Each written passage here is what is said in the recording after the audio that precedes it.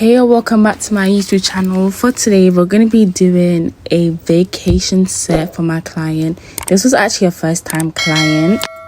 For this set, she got airbrush, 3D flowers, 3D lines, stuff like that.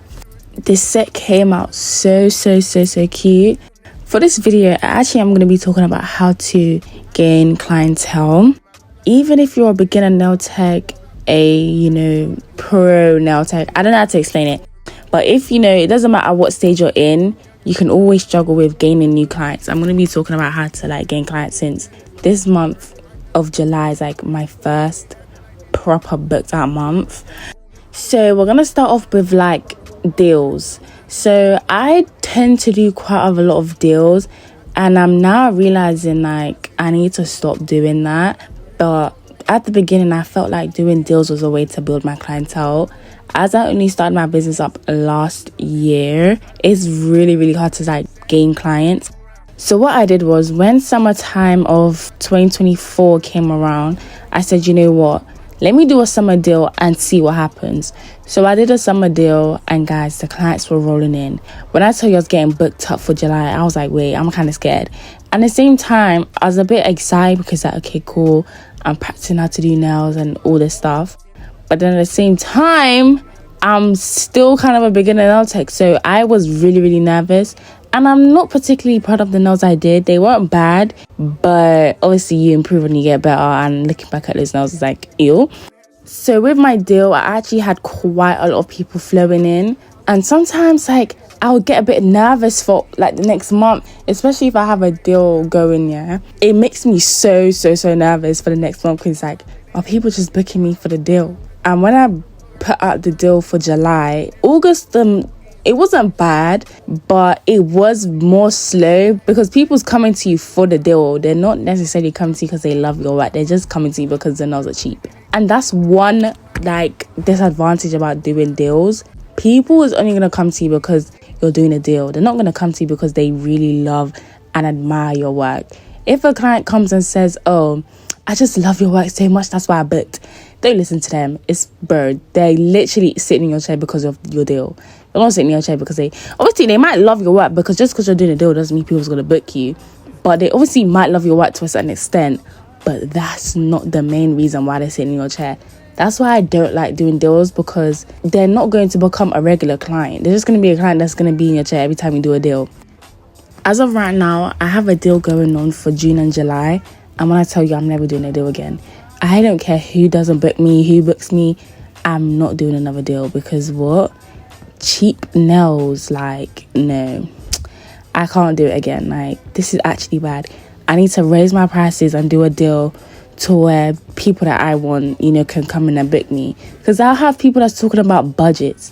Well, unfortunately, I'm already cheap as it is, so I don't know how much of a budget you want. I don't understand. So if you're not doing a deal, I would say business cards and stuff like that, loyalty cards to give out to your clients whenever they come get their nails done. I usually have my business cards sitting on the desk. So when they come, and if they really like you, they will ask you, oh, can I take a few of your business cards? Guys, I've had people take business cards, yeah, and they will take the whole stack and leave me 2 left. If they really like you, obviously, as I said, they'll advertise for you. And if they like you even more, word of mouth is literally your best friend. So with the clients that you do have, make sure that you treat them really well, and your service is up to par. So when they go tell your friends, no, not even when they go tell their friends, when their friends look at their nails, they'll be like, oh, who did your nails? They'll be like, oh, Nada Tech did my nails. They'll be like, oh, who's Nada Tech? And then they'll pop out your Instagram, and then all of a sudden now the friend is following you, and then the friend has a birthday or a event, holiday coming up, and they'll be like, oh, let me book the person my friend booked. And then, obviously now you have the friend and the other client sitting in your chair. So word of mouth, deals, and business cards, loyalty cards are really going to help you. Posting on social media is another way to get clients. But at the same time, the only reason why I don't really like the whole posting on social media, because posting on social media, and I tell you guys, it does not guarantee you any clients. It might guarantee you some clients, especially if you're a big nail tech who has over 10k followers. If you're famous and stuff like that and people see that you have 10k followers, they're gonna be like, oh, why is everybody going to her? Why does she have like 10k? Maybe not even just 10k, like over 5k, especially on TikTok and Instagram. They're gonna be like, oh, like, why is she popping this, that and the third? Let me go see what she's about. And then they'll go book you. So when you don't have that, you know, solid base or foundation of like amount of followers, posting on social media will not help you. It will allow you to like gain more followers and, you know, find your audience, but your audience is just your audience. They're not going to be sitting in your chair. So that's why you need to do things that's actually going to target people to sit in your chair, not making content about acrylic application because you're just now focusing on other nail techs. You're not really focusing on actually building your clients. And that's what I messed up on. As a beginner nail tech, I always made content that was mostly focused to nail techs. And nail techs used to be following me. Guys, back then I had like 100 followers, yeah? And the 100 followers would just be nail techs on nail techs on nail techs. And now I'm thinking like, why did I not get any clients back then? And it's all starting to make sense because my content was literally for other nail techs. My content was not for clients. That was the worst part. That's the worst thing you can ever do. Do not ever make content for other nail techs. You can do that once you have established your clientele or, you know, your clientele starting to build up. But don't ever make content for other beginner nail techs and all these other people instead of focusing on your actual like audience for your clients. That's who you want to target. Another reason why posting will be really good for you on Instagram more specifically is because you can post your nails and actually target more clients. So when I say posting, I don't mean doing vlogs and day in the lives and all these things. I mean posting, you know, the behind the scenes to your practice set. So let's say you're practicing on a family member. Do behind the scenes of that and post it, whether you're adding in the audio from the appointment or, you know, you're showing clips of you guys vibing together. Whatever you can do with your clients, that could be your mom, your sister, your cousin, your niece, whoever, always treat them like they're an actual client. Because when people see that you only have yourself on your page, it's like, oh, why is she not getting booked? Is she like problematic? Like, what's going on? I would say make sure that you're always posting like your clients, which is, you know, your family members, but they don't need to know that, on your page. That will actually target the clients that you want. The mistake I made was posting myself. All I did, when I had no clients was post practice sets on myself. Even though you can have accepting clients in your bio, if they're not seeing that anyone is booking you, they don't want to be the guinea pig. They don't want to be the first to get their nails done and nails are popping off and all these problems are happening. Another thing you can do as well, which some people don't really like because you're just like kind of missing out on money a little bit, is to like make it seem like you're more busy than you actually are. What I mean by this is if you have slots on your booking site or, you know, just like a calendar that you have if you don't have a booking site, cross out certain dates that you actually, maybe certain dates and times that you know you will not work for. Let's say you have an event on the 15th, right? And you know you're not working on the 15th. Instead of crossing it out as in to say like this slot is not available, cross it out as if someone has already booked it. Don't like cancel out the whole day where it's like, oh yeah, she's just not available to do nails. Make it seem like you are available to do nails, but it's just not their nails. Let's say even for a time you know you're not going to wake up for, let's say 8:30 in the morning, and then it's on the 15th of that same day you have the event. So now for the 15th of, let's say, July, you're going to put on your slots July 15th at 8:30 a.m. and you're going to put a big X on it or a line through it or whatever you do to make it seem like you're booked up. And just keep doing that on days that you know you're not going to work for. When you make it seem like you're more busy than you are, people's going to be like, oh, she's getting booked up really quick. I need to book my slot before it goes. And people's going to start rolling in. Some people say it doesn't work and it just looks like, you know, you're fooling yourself and everything. But it kind of worked for me a little bit. And people will be like, oh, she's getting booked. Let me, you know, quickly get my slot before, you know, she's not available to do my nails anymore. My last point is going to be centered around beginner nail tech. So actually, maybe if you're not even a beginner nail tech, but let's say you're starting out with doing nails, right, and you're not sure how to exactly price your nails and everything because you're scared that if they're too high and people's not gonna book you and stuff, I'm gonna say do not charge too little and do not charge too much. For the British currency, I don't know how much it is to the American dollar because I know some American people do watch my videos, but let's just say $25 and £25. Forget the conversion rates, right? So let's just say $25 and £25, and then you wanna do nails for, let's say it's gonna be French tips. Don't charge like $40 and £40 for some French tips, because ain't nobody gonna book you if you're just like starting out. You always need to find a balance between two like prices. So let's say you put pricing on French tip nails. Let's say your first starting price is gonna be 20 on one end, and then that will be your too little price, and then on the high end it'll be 40. So in the middle, you need to find that middle ground of what price is actually gonna work for you when you start out.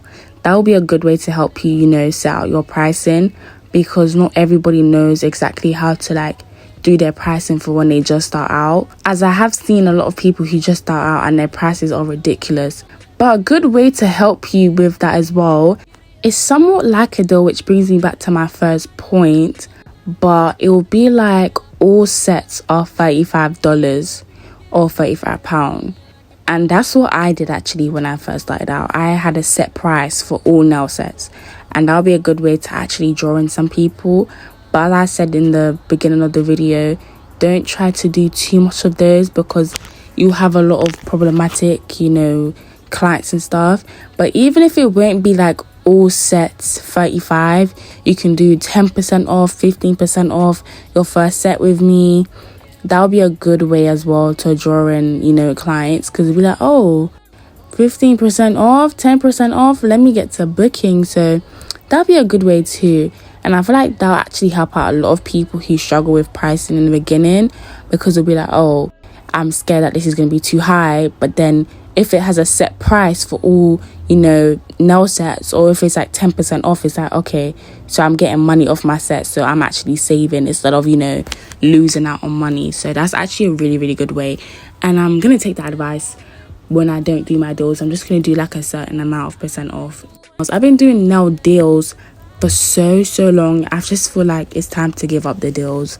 I feel like I've established a somewhat decent, you know, clientele. I'm not particularly sure. We will see in the month of August of how much people actually book me for August, and based on, you know, the amount of clients I get in August will determine whether I've actually established, you know, a decent client base for myself. But anyways, guys, that's actually all the advice I have. If you guys have anything you want to add, you can obviously put them in the comments to, you know, just help each other out on ways that you know, manage to build your clientele. I guarantee by the time I actually get to post this video, because YouTube keeps playing with me, guys, every time I try to upload a video, the video will be processing for like 3 days, and then after the 5th day it will finally upload. If you guys notice that I'm not posting, it's literally not me. I have a video uploading, but YouTube just doesn't want to put it up, and it just takes too long. So I do apologize about my, you know, not consistent post, but I am consistent. It's literally just YouTube stopping the bag. That's literally it. However, I am thankful for all my subscribers. I actually noticed after my last video I gained quite a few, so now I'm almost at my goal of 150. As I said, we're on the road to 150, and then after that 200, 250, 300, 300, you know, just like that, you know, small milestones at a time. You know, Rome wasn't built in one day. But other than that, guys, I'll see you in the next one.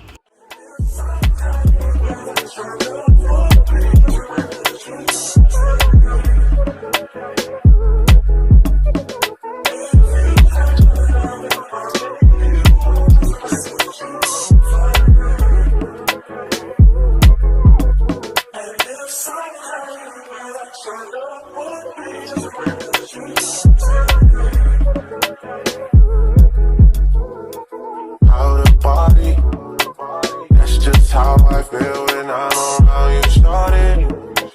Last night we didn't stay it, but girl, we both thought it. Why second guess I should've stayed? You say the word, I'm on the way. This shit feels like teenage fever. I'm not scared of it, me ain't either. Why second guess I should've stayed? Cause you know what's on my mind, so